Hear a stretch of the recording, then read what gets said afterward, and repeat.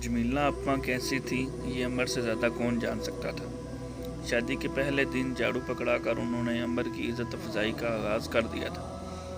نئی دلہن کے ہاتھ میں جھاڑو دیکھ کر جہاں محلے کی خواتینوں نے لبوں میں انگلیاں دبا لی تھیں، وہیں عمر کو خوش دیکھ کر حیران بھی تھی۔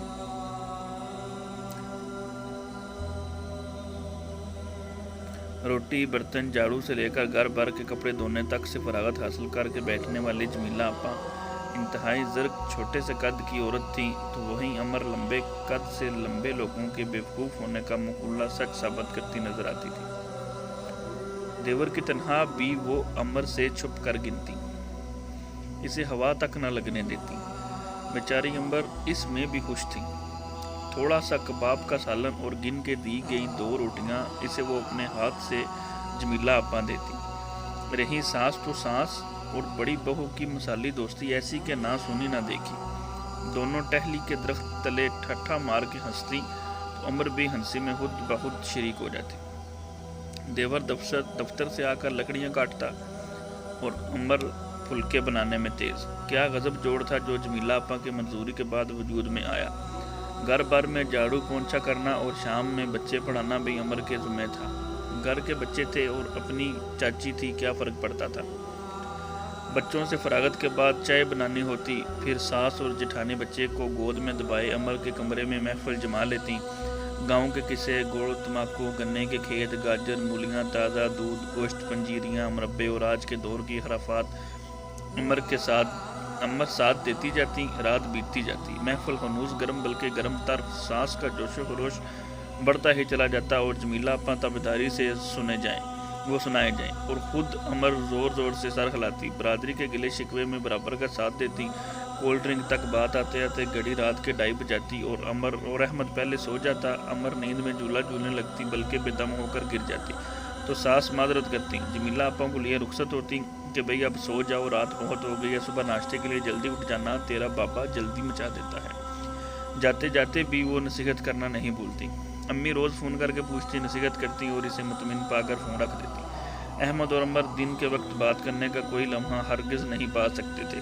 اگر جو کبھی وہ گٹھے پائے جاتے، ماں جی فوراً اسے مصروف کر دیتی۔ چاول لے آؤ، گوشت لے آؤ، ٹانگیں دبا دو۔ اس گھر میں کام 100 بندے کا تھا اور عمر اکیلی بیچاری کیا کرتی۔ احمد کو کسی کام سے لاہور بہن کے گھر جانا پڑا۔ نئی نویلی دلہن چھوڑ کر گیا تھا۔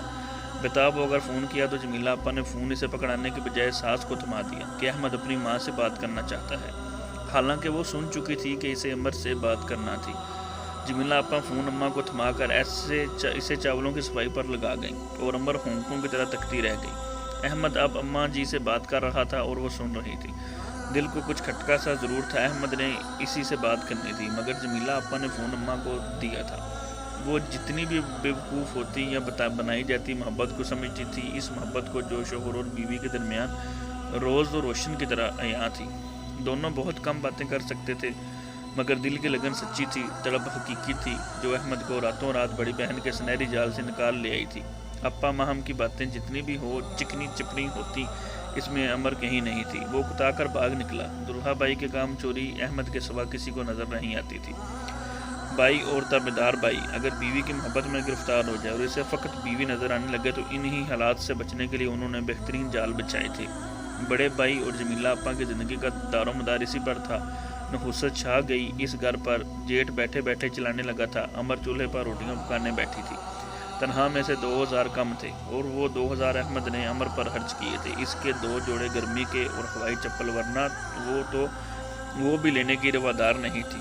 جیسے سب روکھی سوکھی کھا کر پہن کر جی رہے تھے، بیچاری عمر بھی دل و جان سے ان کے ساتھ جینا چاہتی تھی، مگر احمد کو احساس تھا اور نہ جانے کیسے ہوا تھا، وہ اسے کسی طرح برتنوں اور باتوں کے جال سے نکال لے گیا تھا اور اپنی پسند کے 2 سوٹ سلوائے تھے۔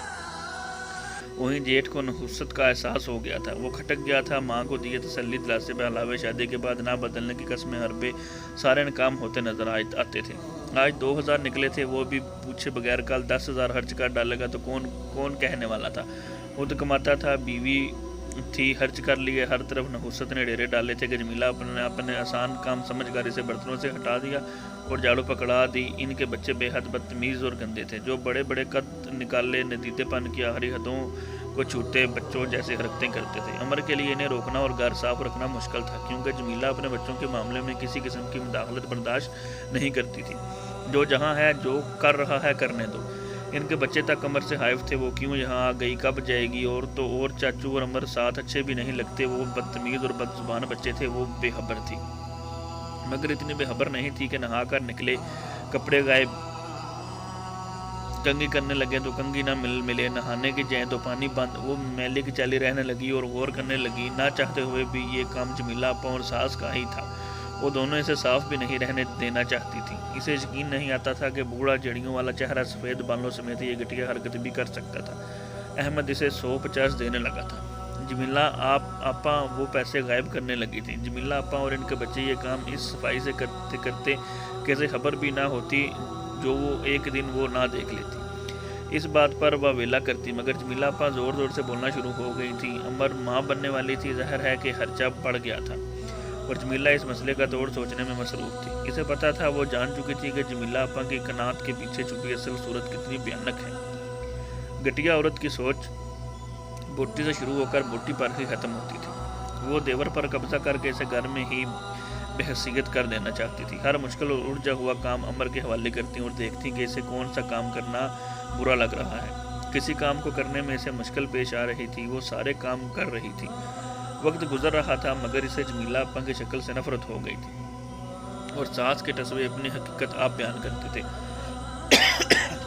وہ نکمے بیٹے کو چھوٹے بیٹے کی زندگی میں کعبہ بنا کر رکھنا چاہتی تھی، ایسا شخص جو کھائے بھی اور کسی کا احسان بھی نہ رکھے، جو صرف کھانے اور رب ڈالنے یا پھر دوسرے بہن بھائیوں کا خون چوسنے کے لیے پیدا ہوا تھا۔